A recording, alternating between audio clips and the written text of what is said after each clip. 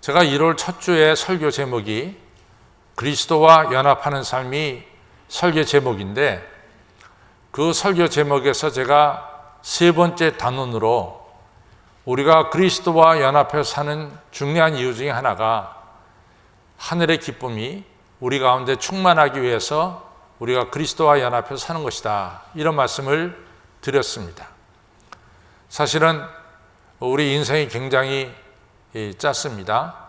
오늘도 제가 오후 예배 끝나면은 우리 교회 박은희 원사님 바깥 어르신이 어제 소천하셨기 때문에 오늘 제가 입관 예배를 드리러 가야 돼요.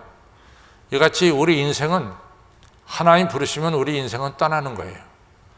우리 인생이 짧은 인생을 살고 있는데 하나님은 여러분과 제가 짧은 인생 사는 동안 행복하고 기쁘게 살기를 원합니다.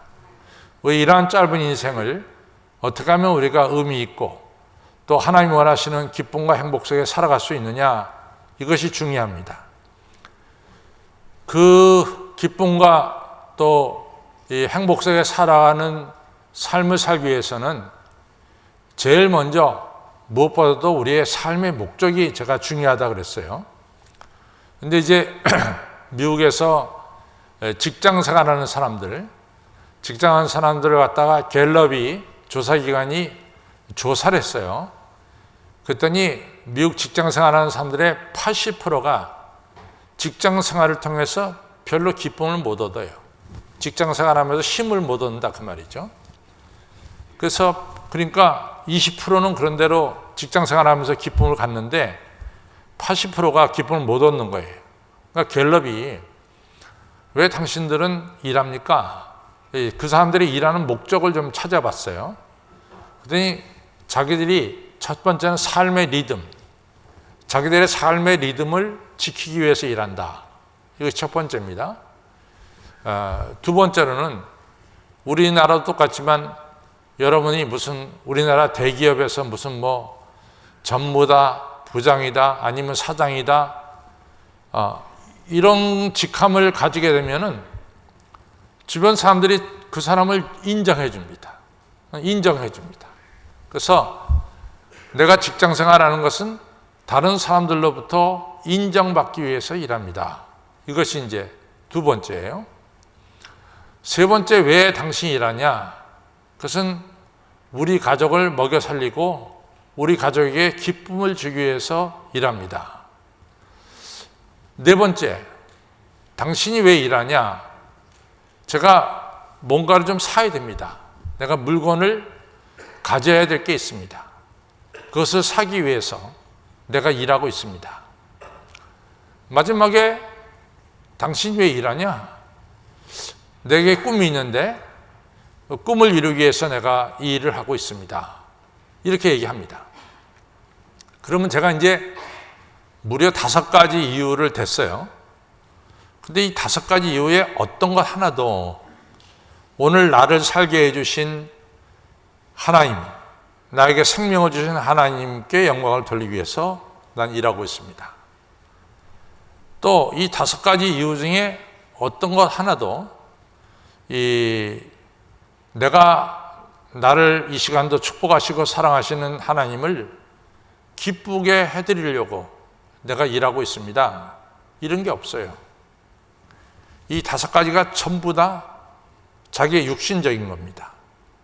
내 육신의 삶의 리듬을 위해서, 다른 사람들에게 내가 인정받기 위해서, 내 가족을 먹여 살리고 기쁘게 하기 위해서, 내가 원하는 물건을 사기 위해서, 내가 세상적인 어떤 꿈을 이루기 위해서 일하고 있다. 그러니까 전부 다 일하는 목적이 나에게 이 시간 생명을 주신 창조주 하나님과는 연관되지 않습니다.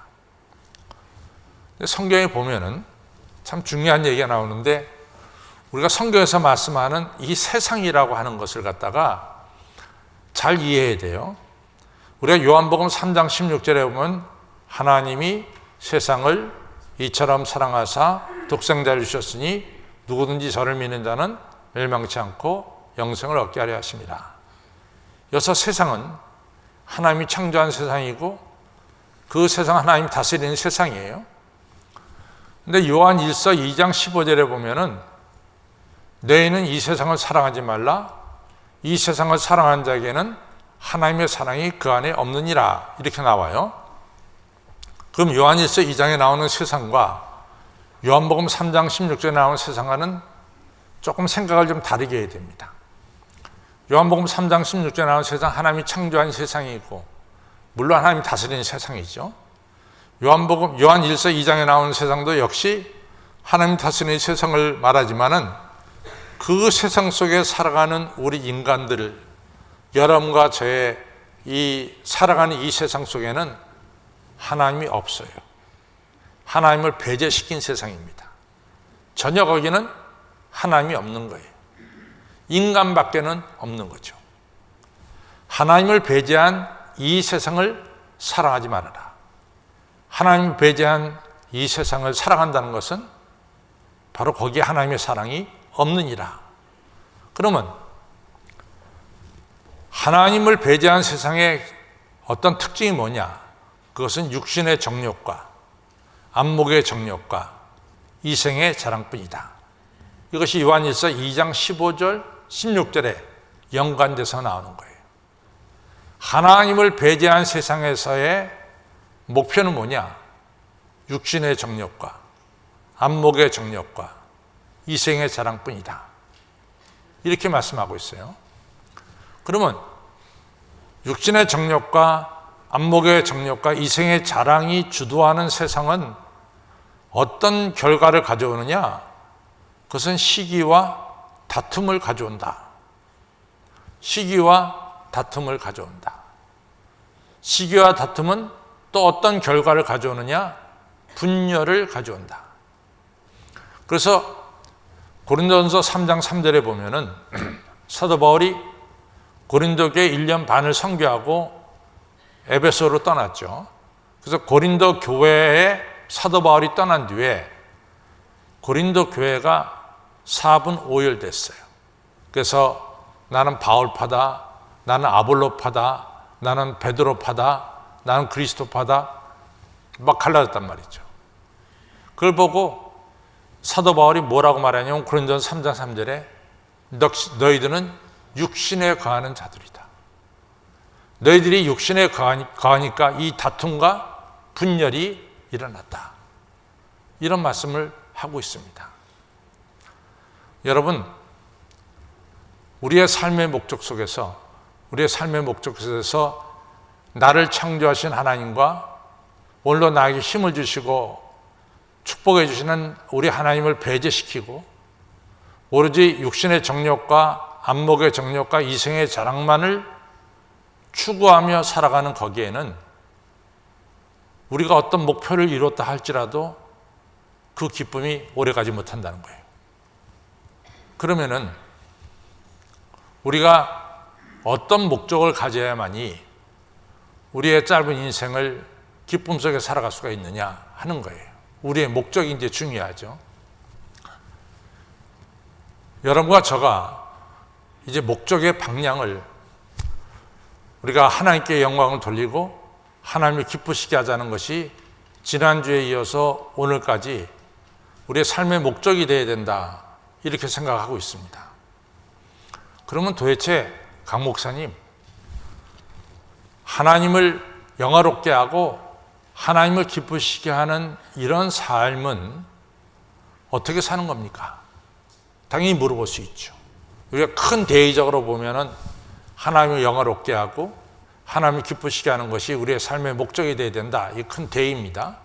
그다음 구체적으로 우리가 어떻게 사는 것이 하나님을 영화롭게 하고 하나님을 기쁘시게 하는 것이 우리의 구체적인 삶입니까? 이렇게 물어볼 수 있단 말이죠. 여기서 우리가 이제 첫 번째 생각할 것은 우리의 goal, 그러니까 GOAL, 우리의 goal, 우리의 목표, 이걸 갖다가 확실히 하자 그 말이에요. 지금까지는 나의 goal 또는 나의 목표가 내가 유능한 사람으로 인정받는 것, 내가 영향력 있는 사람으로 인정받는 것, 사람들이 존경하는 사람으로 인정받는 것, 뭐 이런 것이 지금까지의 우리의 고을과 우리의 목적이었다면 그 방향을 좀 틀자 말이에요. 방향을 틀자는 거죠. 그것은 어떻게 트느냐? 정말 내가 필요로 하는 것이 뭐냐? 내가 정말 필요로 하는 것이 뭐냐? 하는 거예요. 요한복음 4장에 보면은 니고데모가 등장을 해요. 그런데 이 니고데모는 아시다시피 예수님도 인정한 이스라엘의 선생입니다. 그러니까 그 당시에 이스라엘에 유명한 선생 10명이 있었다면 그 중에 들어가는 유명한 선생 중에 한 명이 니고데모였어요. 그 다음에 니고데모는 그 당시 이스라엘을 다스리는 종교적인 이 최고의 기관이 사내드린이었습니다. 70명인데 그 70명 안에 니고데모가 속했어요. 그 다음 니고데모는 누가 보더라도 경건하게 산다라고 알고 있는 바리새파 사람이었어요. 어떻게 보면 세상 사람들이 인정해 주는 사람이죠. 왜냐하면 예수님도 당신은 이스라엘 선생이 아니냐라고 말할 정도로 인정해 줬으니까. 그 다음에 권력도 가졌어요. 70명 중에 한 명이니까. 이스라엘 다스리는 70명 중에 한 명이니까. 많이 배웠습니다. 그런데 이러한 것이 니고데모에게 꼭 필요한 건 아니었어요. 니고데모가 필요한 것은 내가 정말 구원받았느냐? 내가 하나님께 구원받았느냐? 내가 틀림없이 이 땅을 떠나게 될 텐데 이 땅을 떠나면 내가 부활의 축복, 영생의 축복을 받게 되는가? 이것이 니고데모에게 가장 필요한 것이었어요. 그래서 요한복음 3장에 보면 한밤중에 찾아가죠. 예수님, 영생을 얻으려면 어떻게 됩니까? 라고 물어봤어요. 우리가 정말로 필요로 것이 뭐냐? 여러분과 저는 필요로 하는 것에 대한 정의를 좀 내렸어요. 지난주에 이어서. 그것은 뭐냐면 우리가 하나님께 영광을 돌리고 또 하나님을 기쁘시게 하는 것이 우리가 정말 필요로 하는 것이다. 이렇게 우리가 지난주에 어느 정도 정리가 됐습니다. 그것을 우리의 삶의 목적으로 삼으라고 말이에요. 나의 삶의 목적이 뭐냐 할 때는 내가 다른 사람들 인정받고 유능한 사람이 되고 또 영향력 있는 사람이 되고 이런 것에서 방향을 좀 틀어서 우리의 이걸 갖다 야망이라고 말하면은 야망의 방향을 좀 틀어서 나의 야망의 방향은 하나님을 영화롭게 하고 하나님을 기쁘시게 하는 것이다. 그래서 사도 바울이 이런 얘기를 해요. 데살로니가서 4장 1절에 내가 당신들에게 여러 번 권면하고 가르쳤다. 하나님을 기쁘시게 하는 것이 무엇인지를 데살로니가전서 4장 1절입니다. 내가 여러분들에게 열심히 가르쳤다. 그리고 그것에 대한 구체적인 내용을 데살로니가전서 4장 11절, 12절에서 얘기합니다. 11절에 뭐냐? 여러분들이 맡겨진 일을 종용히 일하십시오. 그래서 종용이라고 하는 것은 조용히 일하십시오. 내가 하나님한테 맡겨진 일을 시끄럽게 소리내면서 일하지 말고 조용히 맡겨진 일을 잘 감당하십시오. 두 번째는 다른 사람들에게 당신들이 단정하게 나타내십시오. 단정한 모습으로 이웃들을 대하십시오. 세 번째로는 이웃의 궁핍함을 보면은 도와주십시오. 아주 구체적으로 사도 바울이 데살로니가 교인들에게 세 가지를 위했어요. 당신들이 맡겨진 일을 조용히 소리내서 일하지 말고, 우리가 일하는 사람들 보면 어떤 사람은 자기가 일한다는 것 갖다 너무 시끄럽게 나타내는 사람이 있어요. 그러지 말고 조용히 당신 손으로 일해라.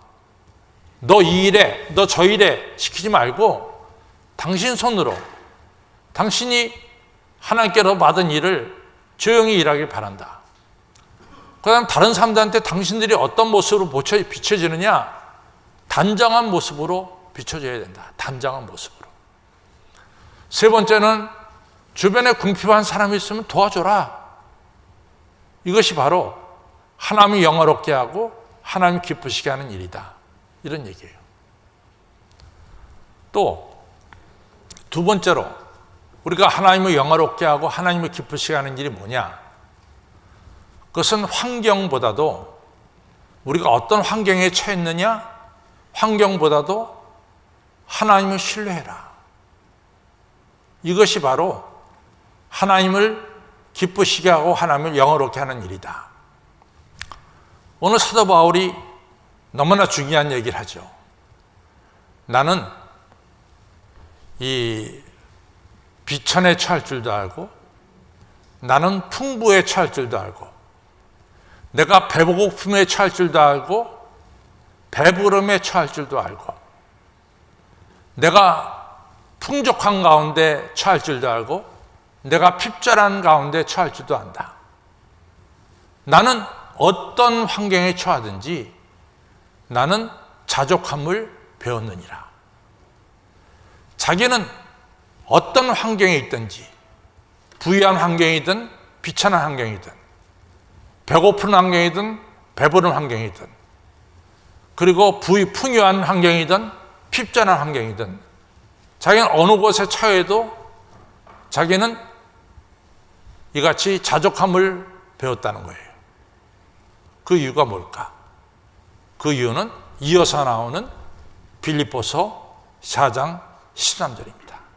4장 13절 볼까요? 우리가 많이 외우고 있죠? 내게 능력 주신 자 안에서 내가 모든 것을 할 수 있느니라. 내가 능력 주시는 자 안에서 모든 것을 할 수 있다라고 하는 하나님께 대한 신뢰 때문에 나는 어떤 경우에도 자족함을 배웠다. 이런 얘기입니다.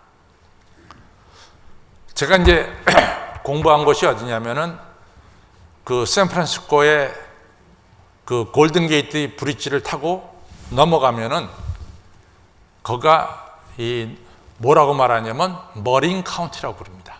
머린 카운티. 머린 카운티 안에 있는 산 안셀모라는 지역에 샌프란시스코 장로교신 악당이 있어요. 근데 그 지역이 머린 카운티가 미국에서 5번째로 살기 좋은 지역이에요. 기회가 되면은 아직까지도 제가 여러분들이 샌프란시스코에 가서 산안셀모에 가서 잠잘 자리가 없다 그러면 제가 그 학교에다가 전화 걸면은 적어도 그 학교 그 게스트룸에 여러분들 방을 내줄 수 있을 정도까지는 아직은 힘이 있습니다. 거기가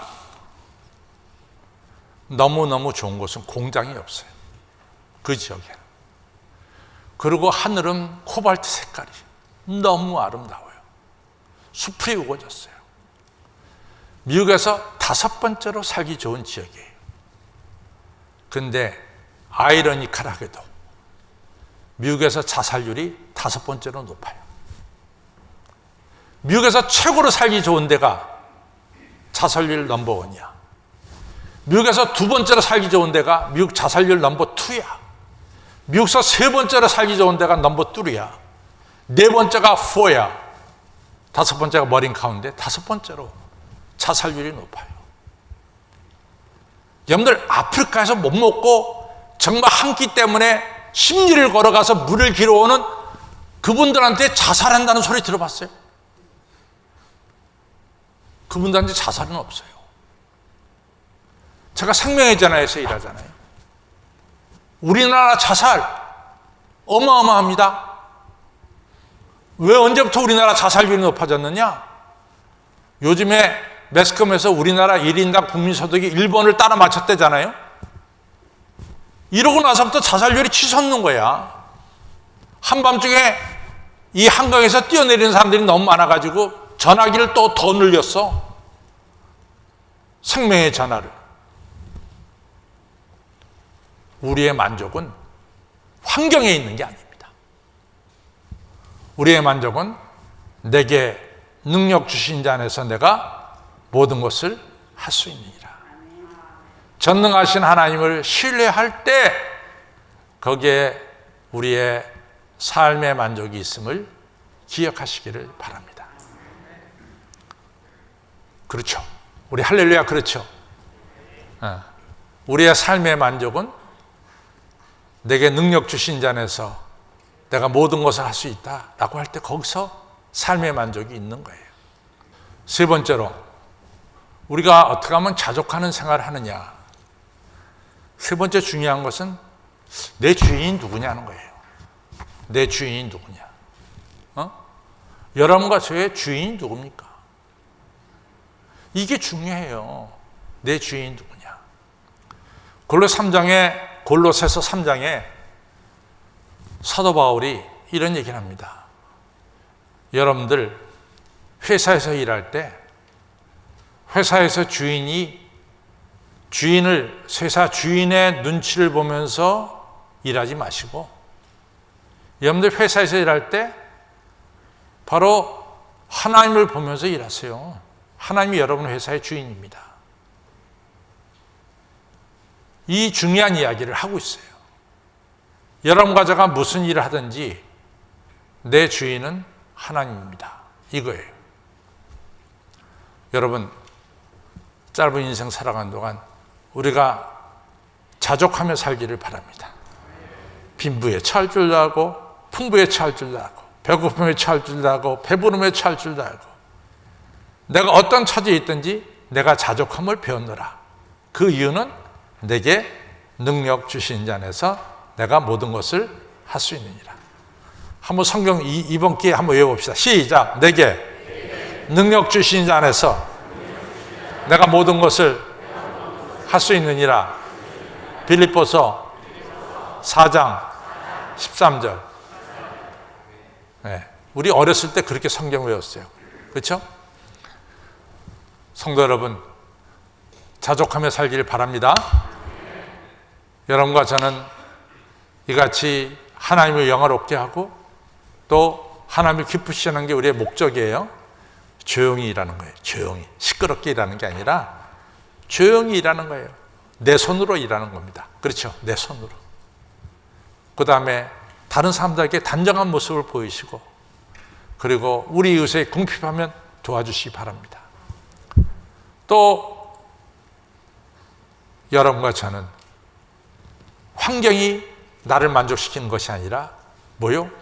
하나님을 신뢰하는 것이 나를 만족시키는 것임을 기억하시기 바랍니다. 마지막으로 우리의 주인은 누구요? 하나님이십니다.